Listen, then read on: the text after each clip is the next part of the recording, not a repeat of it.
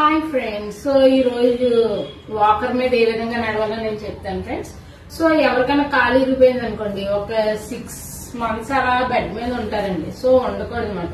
So walker మీద daily morning ఒకసారి evening ఒకసారి వాక్ చేస్తే సో ఏమవుతుందంటే బ్లడ్ సర్క్యులేషన్ అది అవుతుందండి. ఓకేనా, బ్లడ్ సర్క్యులేషన్ అది అవుతుంది. నెక్స్ట్ బెడ్ సోర్సెస్ అవి రావండి. సో వాకర్ మీద ఏ విధంగా నడవాలో ఇప్పుడు నేను మీకు చూపిస్తాను. సపోజ్ నాకు ఈ లెగ్ వర్క్ చేయట్లేదు కదండి, ఓన్లీ ఈ లెగ్ వర్క్ చేస్తుంది అనుకోండి.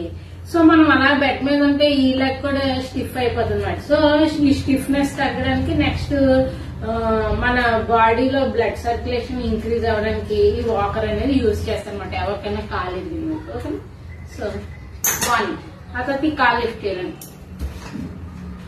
2 ఈ కాలు లిఫ్ట్ చేయాలి. ఓకే ఫ్రెండ్స్, ఇలా నడవాలన్నమాట.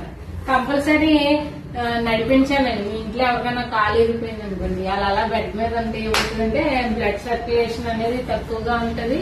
బ్లడ్ సర్క్యులేషన్ బాగుంటేనే కదండి న్యూట్రిషన్స్ అది బ్లడ్ బాడీ అంతా సప్లై అవుతుంది. Okay friends.